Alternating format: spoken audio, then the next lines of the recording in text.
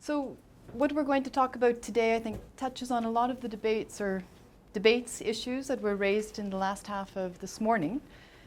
Issues around how to conceptualize infrastructure, what is suburban or suburbanisms. But I'm convinced that Sarah slaughtered us at this point, so we would have to stay awake the whole day. So this is why we're trying to come to you very fresh. So we're going to do like Rebecca and Marvin earlier this morning. I'm just going to set the context for a few minutes, and then actually Cecilia is going to tell you all of the interesting details of the paper. So bear with me. We're coming to you from the UNESCO Institute of Water Education, where we are social scientists and human geographers hidden within an Institute of Engineers. So just to continue the engineering metaphor and to describe our own positionality. So without further ado, here we are. So to bring you briefly to our part of the world, which is Africa, in the sense of our case study in our paper, we want to contextualize our case study in the context of the suburban transition underway within the continent. So from now until 2050, we know that the continent will grow from 40 to 60% urbanized. We can debate later what that actually means in terms of what is urban. But we wanted to say that this is why it's important to think about suburban theory, talking about describing processes of suburbanization in the context of what's happening globally. And so here we're trying to add some richness to this quest for a plurality of suburbanisms. So we add to China, to South Asia, to Southeast Asia, which we've heard earlier today. We wonder, where is Latin America, the most advanced urban continent, but maybe you can tell us that later. So when thinking about the suburban transition within the continent, we know that currently 62% of urban dwellers across Africa live in slums, informal urban settlements. And this is where the majority of suburban or urban growth is going to be, on the urban periphery, low-income housing areas. The term slum, of course, is not helpful in what it describes. It's overlapping many categories, talking about land tenure, inequality, lack of access to services, etc. However, this is where the majority of growth is going to be. However, we also want to just give briefly a nod to, of course, there is no one global south, and of course, there is no one African suburbanism. So here we show you new town development on the outskirts of Accra, capital city of Ghana. I think we also wanted to just highlight here, we pick up Shubra's concept earlier, where we're talking about suburbanization in a context where planning does not equal design, and policy does not determine practice. And this is important for when we're thinking about processes of infrastructure development, certainly in the context of Malawi, but also other cities in the south. So we go now to our case study, Lilongwe, capital city of Malawi, which is perhaps not the most obvious place to choose when you talk about urban transformations across Africa. This country is still predominantly rural. 16% of the population is urban. However, there is an urban transition underway in that there is a 6% growth rate for the urban population taking place in Lilongwe. So this is happening here as well. What is suburban in the context of Lilongwe? Well, this is it. It is looking at what are classified as high-density areas or informal settlements. These are two different land classification systems. However, they overlap in both planning and practices. These are, for the majority, located on the outskirts or the periphery of the city, but not always. They can also sometimes be located adjacent to the urban core. And we want to call attention here to the fact that when you talk about the suburban in Lilongwe, it's similar to Beijing, right? There's a very different understanding of what suburban can mean. And so we say earlier, perhaps we don't want to focus on what is the concept, we want to talk about the process. But in our case study, we also highlight the way in which defining the category also shapes the processes underway within these spaces. So suburban in the context of Malawi, it's a spatial location, it's primarily in the periphery. It is a land classification system, but it is also a discursive category. That this means, as in Beijing, it means less than urban, which is then translated into less than modern and less than developed. And as we will show, how that influences the flow of water across the city and through or not through these sorts of spaces.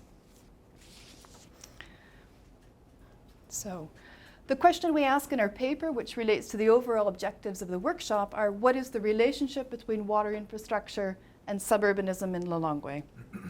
And Cecilia will elaborate these details later. But how we choose to answer this question also relates to our, how we choose to answer the question is related to our conceptual framework and our research methodology, and to another question of the workshop, which is how to understand the politics of water infrastructure.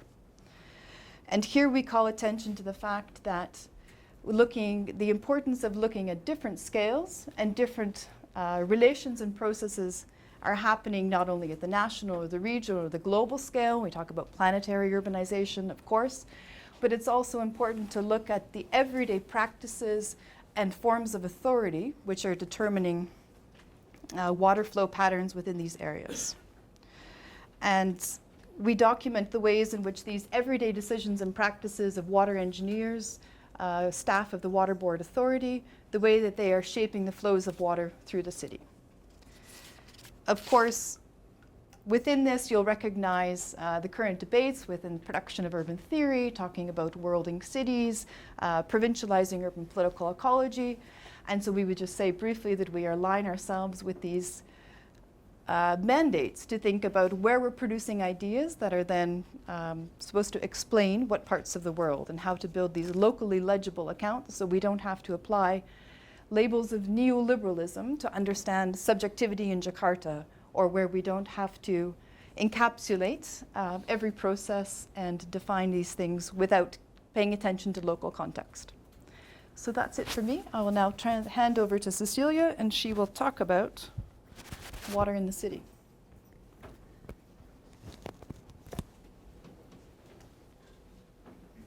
Yeah, I'm going to talk about the water infrastructure in Lilongwe. So water to the city of Lilongwe is provided through a centralized networked system that is operated and managed by the water utility. Lilongwe Water Board is a corporatized public utility. And within this centralized networked system, they have two infrastructure modalities. One is the traditional household connections, like the taps that we have here. But then they also, and these household connections are mainly present in the central areas of the city and in the industrial and commercial areas. And then they have another infrastructure modality, which is this one in the photo, that are the water kiosks that are only present in the high-density, low-income areas. With these two types of infrastructure, they provide water to the 78% of the population in the city. So this means that there is another 22% of population that they don't have access to the infrastructure, they are not connected, and they get access to water through different sources. So when we look at in terms of inequalities of access to water in the city, we see that there is a first level of differentiation, which is between those urban dwellers that are connected to the network and the ones that are not connected. But what we have seen in Lilongwe is that there are other levels of inequalities. And in Lilongwe, there is a shortage of water. So the water board, the water utility, is not able to provide to produce water for all the users in the network. So there are areas of the city that receive 24/7 supply, and there are other areas where there is only water 2 or 3 hours a day, or only at night.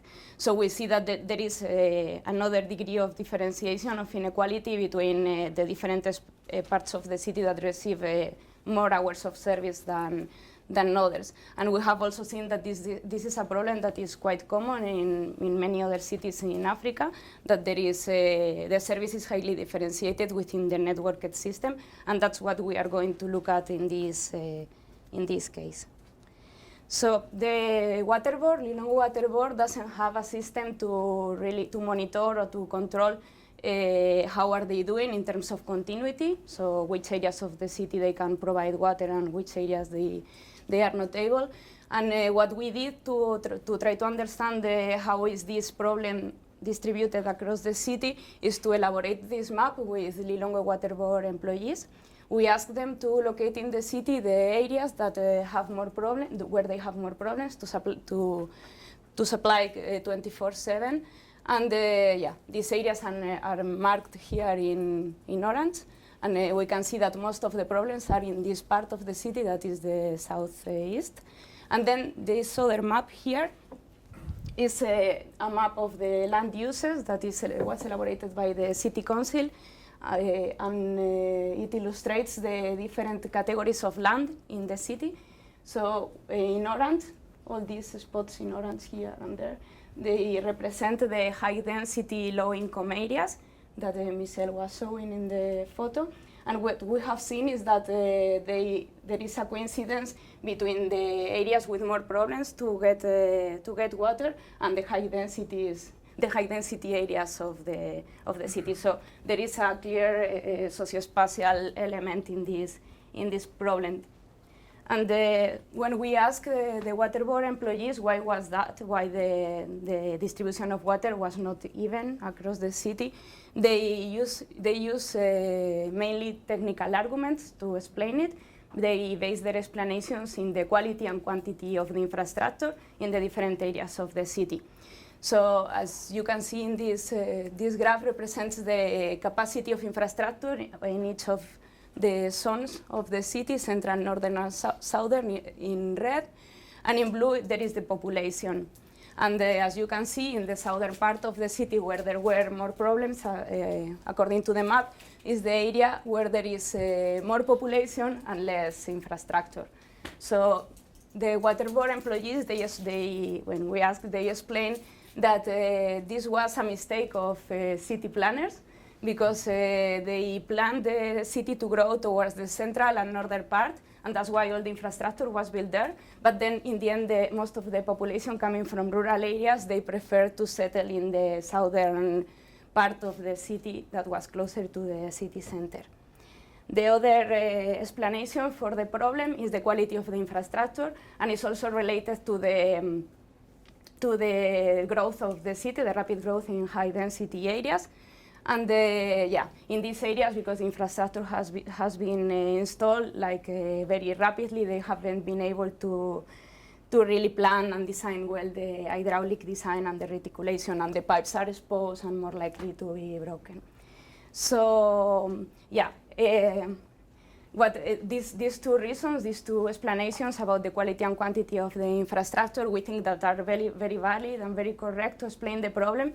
But what we think is that somehow, by using these arguments, the water board employees, they are black boxing the problem, because they relegate the source of the problem to the infrastructure itself, as if it was something that is given from outside. It's a decision made by technical, top-down decision-making process. But we have seen by following the employees that they also have a role in this. And that's what I'm going to explain in the next slides, the way in which the operators of the water board, they are able to manipulate the system to reinforce the inequalities created by the quantity and quality of the infrastructure. So I'm going to go very quick through this. But the first way to redirect the flows is embedded within the system itself, because the system was designed two separate subsystems, one part for the southern zone and the other part for the central and northern. But there is this line there that the employees of the water board can operate by open and closing a valve. So water that is meant to be for the southern zone is possible to send it to the central and northern areas when there are problems there. This mechanism is supposed to be only used in case of emergency, but now is used on daily basis. Then they have the possibility to use pressurized connections, because the system is supposed to be operated by gravity, but when the gravity is not enough to provide pressure for the customers, they can get them connected to the pumping mains. And as they say, when someone somewhere makes a lot of noise, they can get this type of connection. There is also the possibility of operating distribution valves. The distribution valves in the system, among other reasons, are there to control the direction of the flows. And by operating these valves, they can decide, for example, that the water stays in this part and doesn't go to this part. And that's what was happening here. This represents a high-density, low-income area, and that is a residential area, and they managed to keep the water there. Again, the same with the pumping protocols. The water board doesn't have systematic protocols to organize how to turn on and off the pumps. So, but the Lilongwe Water Board employees, they have developed the knowledge and they know how to, or they do it according to how they think the infrastructure should work. And it usually benefits what they call the critical customers. Like, for example, here they have a pump to send water to different reservoirs, and they usually first make sure that the water stays here, so the commercial areas close to the city center get the water. Then there, because there is a military complex, that if they don't get water, they make a lot of problems for the employees. And the last place to receive the water is this reservoir here that provides water only for a high-density, low-income area. So they are the last ones. And also in relation to the daily operation or the daily maintenance and reparations routines, we have seen also that they have a slower response time for high-density areas, that there are some bottlenecks in the system that have been maintained and have never been repaired, and that is contributing to the problem of lack of water in the south of the city. And the attention to emergencies, for example, they only provide water through these tanks. When there is a shortage, they go only to the residential areas, but they never go to the high-density areas. So when the employees do acknowledge that they have a role to play in this uneven distribution of water in the system, they usually explain it with two arguments. And one is that different areas of the city and different users have a different ability to claim their rights to receive the services. And the other one is that different areas of the city have different needs, and they have to attend to these different needs. So yeah, they are making, the water board employees, they are making their decisions within existing socio-political power structures and power dynamics, and these decisions come to reinforce the socio-spatial differentiation between different areas of the city, the high density and the center, the city center. And yeah, to conclude, these are the conclusions that we have came up with, and I'm just going to leave them here for the discussion, but I want to remark that two main ideas. One is that the differentiation between areas of the city is not only explained by the presence or absence of infrastructure, but there is also another levels of inequality in access, and that, yeah, again, with the different scales to look at the politics of infrastructure, that we can also, when we look at the everyday practices, we see different dynamics, and that's all. Thank you.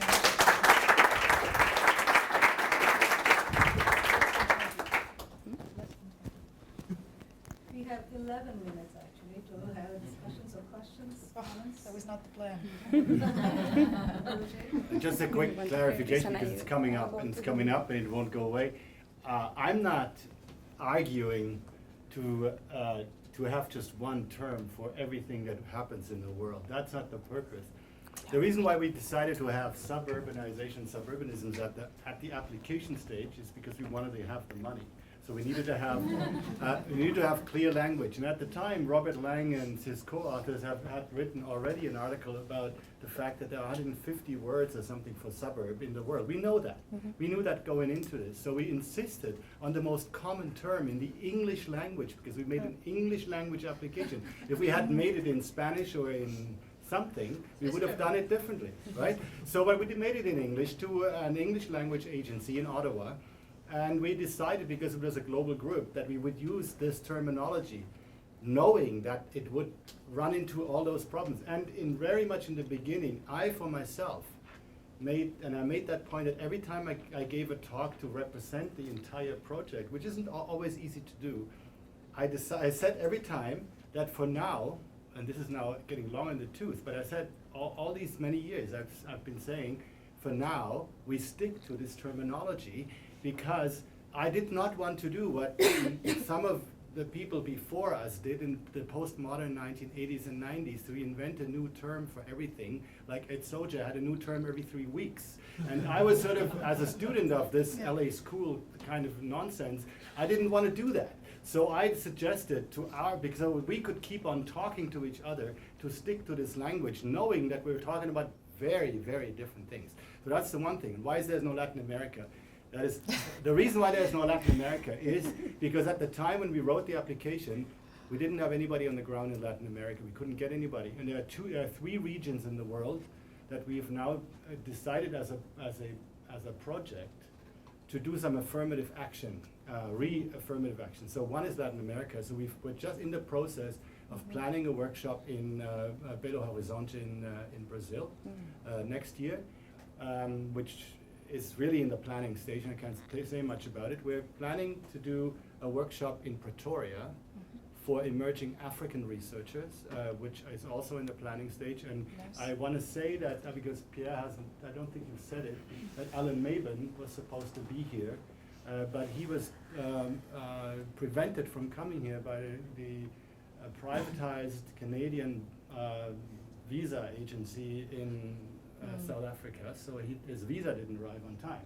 Otherwise, we wouldn't actually have had another African presentation. And lastly, on Africa, there are, in order to recognize that diversity, in both of the books that we've so far presented, there are chapters on African suburbanization in there that make exactly the point which your paper makes so wonderfully in detail, that there is so much diversity on the African continent. And the last region that was completely blanked out because we couldn't get anybody on the ground at the time is what by colonial language we refer to as the Middle East. So we are hoping, and we're working as I speak in organizing a conference in Istanbul which will rectify that. And we will have representatives from several African countries, plus the Middle East, all of the Middle East, from Dubai to Istanbul to Tehran, but also from other parts of Europe and North America that work on large-scale social housing projects that are mostly in the suburbs, even if those suburbs are not always called the suburbs. So I hope that I don't have to say that every time, because I feel so sorry that I'm creating the impression that I'm trying to close down the conversation when I say let's talk about suburbs, which I don't want to. Yeah. So I apologize if I create that impression. But not for us, and to say thank you for the elaboration. It's very rich, it's dynamic, it's going to be exciting what you guys produce. I think for ourselves, we are not going to critique your use of the concept or the project or the conceptualization or the production of theory, more just to add some empirical richness to this idea that there is a plurality. So yeah, that but was you're creating much more than empirical richness. You've created us. Incredible conceptual richness, I think, through this kind of work, by actually showing that by even thinking differently from there, you come up with a different understanding of this. Is exactly the sort of the project I think we're involved in. And I'm not saying it solves everything, but right now we're lacking the language of being all-inclusive, and I really apologize for that, and I wish there were a better way. But it is too bad that Alan Maben wasn't here, because that's why we put in the slide about Accra. So we put in the new towns just for him. So. Thank you for your very interesting presentation. I just have a question. Did you also address other technologies in these suburban areas? I mean, these could also be very innovative places in using very different technological arrangements. Did you look at that specifically? Myself not, and I don't think you did either, Cecilia. No, just to... Yeah, so this has been a rather small research project based on 6 months of work in total, and initiated through one of our institute's partners, which is providing a water operator partnership with the water board in the Lilongwe. So, but you are right that there could be tons of sorts of innovations and all sorts of things to look at in those areas. So I hope we get back. It's a misunderstanding that there is an absence of infrastructure systems. Yeah. There is, an absence of network infrastructures, but not so much on other. Well, maybe not even networked, because if we want to think about people as infrastructure and relational networks, I think that is definitely there. How are populations adapting within these areas? In the low-income areas that don't have access, how are they adapting? Cecilia. In low-income areas, they get access to water through, they have or private wells or community wells, or they collect water from small streams, or they go, sometimes they even just go to the other side of the road to an area where there is access to the network, and they ask for water to they collect the water in buckets from there. So there are many different ways. I enjoyed your paper, and I particularly liked the point you were making about standard operating procedure. I knew you were going to pick up on that. It's a very particular concept. It's a sort of military concept to ensure uniformity. And I wondered is an operating procedure, is it hard infrastructure or is it soft infrastructure? And what happens if we make operating procedure an object of study? How would we do that? This is a good question for the chair of our department, who has a fixation on standard operating procedures when it comes to canals and openings and pumps, and that's towards an ethnography, I suppose, of infrastructure. I don't know, but I think it's a fruitful area for investigation. And what's an informal standard operating system? Well, Okay, we don't want to replicate the binary between formality and informality. Maybe you can describe. So how would you describe an informal? The way in which they operate the system here. There are operation protocols. It's just that they are not written, but everybody knows how they have to, when they have to switch on and off the pumps, and when they have to open and close the valve. And it's just that it's not written. And sometimes they don't, for example, they don't measure how much they have to open the valve in cubic meters, but they say I just have to open 1 turn or half turn or things like that. But they know what they are doing. It's just that it's not systematized, and because it's not systematized, it's very flexible. No, one day you can just open half, but then the day after, because something is happening, you can do a different thing.